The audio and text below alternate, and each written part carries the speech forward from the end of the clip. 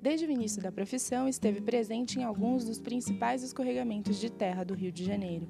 Ele foi designado por Carlos Lacerda, então governador do estado, para coordenar a equipe de socorro às áreas afetadas. Olha, o barato está subindo o Morro do Querosene, no meio dos escombros do morro. Esse aí sou eu.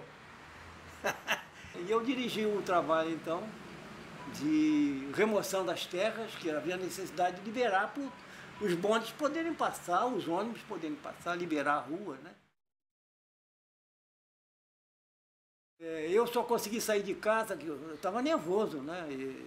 Eu sabia que o que estava acontecendo, o rádio e a televisão dando notícias, né, sobre acidentes diversos na cidade, né? E cabia a nós, engenheiros, então, trabalhar para salvar a gente, salvar a vida de muita gente. Prédios ruindo, morros escorregando, foi um negócio tremendo. Depois da grande chuva de 1966, o engenheiro foi um dos idealizadores do Instituto Geotécnico do Rio de Janeiro, hoje GeoRio. E criou-se o Instituto Geotécnico, que foi de alta importância no Rio de Janeiro. Infelizmente, não se fez a mesma coisa em outros lugares do Brasil, com problemas semelhantes, mas no Rio de Janeiro o Instituto Geotécnico foi muito importante. Eu trabalhei um pouco, eu dei uma ajuda ao Instituto Geotécnico como engenheiro durante um certo tempo, né? Hoje em dia fala assim, zona de risco, áreas de risco, é uma boa coisa, né? Mapas de risco, né? Onde aparecem certas áreas em cor diferente, áreas de risco, quer dizer, não convém construir ali naquele local porque há riscos de deslizamento de terra. Né? Ou se construir, para construir, que seja construído de forma adequada. Sim. Os especialistas participem, né? Não deixe com qualquer engenheiro, não adianta só ser engenheiro, tem que ser especialista, tem que saber dominar o problema, o fenômeno, de maneira a evitar que venha a haver acidentes sérios. Né? Aí são os mapas de risco, estão muito em moda no momento. Sim. E eu acho que está legal, é isso mesmo.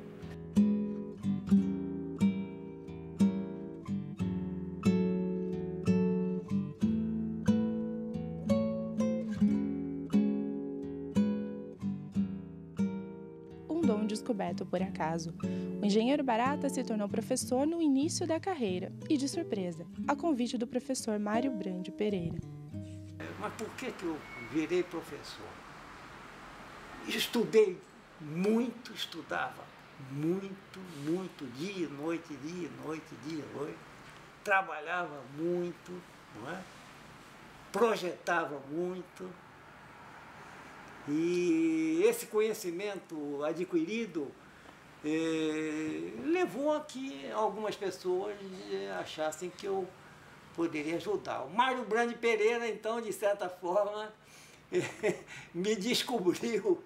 O Mário Brande Pereira foi quem me chamou para ser professor na escola de engenharia, na Politécnica do Rio. Engenheiro, professor.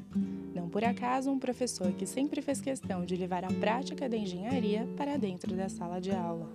E assim eram as aulas do professor Barata, né? Ele fez várias pesquisas, né? E estimulou os alunos também para essa área acadêmica, de certa forma, né? Embora ele tenha sempre valorizado o lado profissional. Então ele é uma pessoa que valoriza ambos os lados, tanto o lado acadêmico como o lado profissional.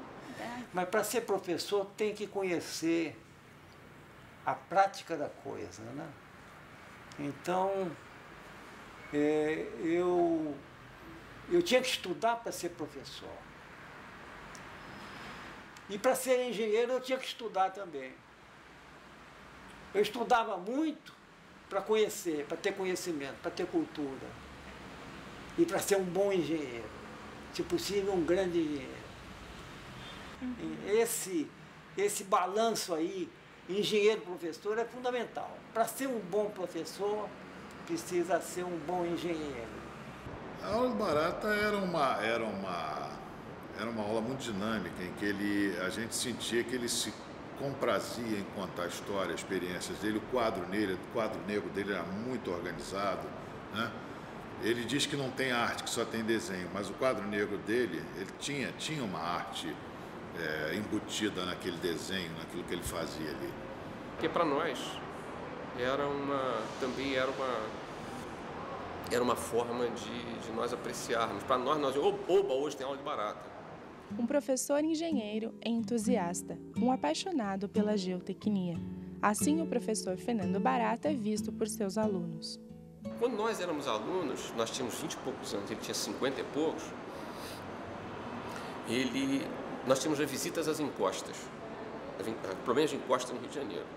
Nenhum de nós, e todos nós praticávamos esporte, nenhum de nós acompanhava o pique dele. Quando ele estava lá em cima, estava todo mundo morrendo, ele estava lá em cima esperando a gente. Todos, não estou falando das meninas não, um caso especial que era com salto, nada disso não. Todos, sem exceção, ficavam para trás. Ele estava indo à frente, explorando o campo para a gente, subindo e a gente esperando a gente. Com uma geração a mais do que a nossa. Anos mais tarde, foi através dele também que eu consegui uma mudança de rumo. Eu fui para uma outra empresa, a Noronha Engenharia. E junto com o meu currículo eu entreguei uma carta de apresentação do Barata. Eu tenho certeza que essa carta abriu portas para mim.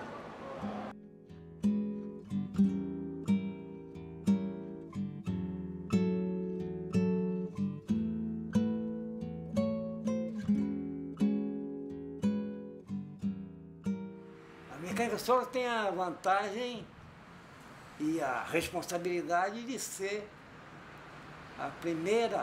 o engenheiro de mecânica sólida é o primeiro engenheiro a chegar num lugar para resolver um problema de construção. É pioneiro, é precursor. Na infraestrutura, os engenheiros sólidos são os primeiros.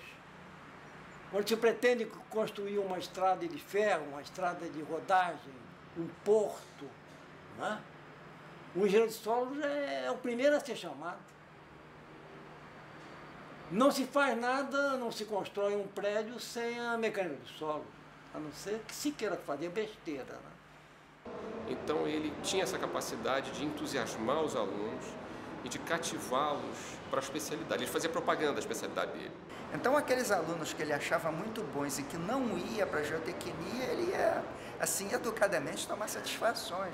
Mas fulano, você me abandonou, você ia tão bem, por que você não quis e tal? E assim foi o nosso mestre Barata. Para fazer coisa de qualidade, tem que ter um engenheiro de solo. O engenheiro de solo é fundamental. Os primeiros habitantes da Lua serão, os primeiros moradores da Lua terão que ser engenheiros de solo. Os de Marte também, né? Eu lembro que na década de 80, foi a década perdida da engenharia, o professor Barata fez questão de fazer uma palestra aqui no Clube de Engenharia e chamou todos os alunos, claro que o auditório encheu, e ele começou dizendo: sejamos otimistas. Essa é a marca do professor Barata.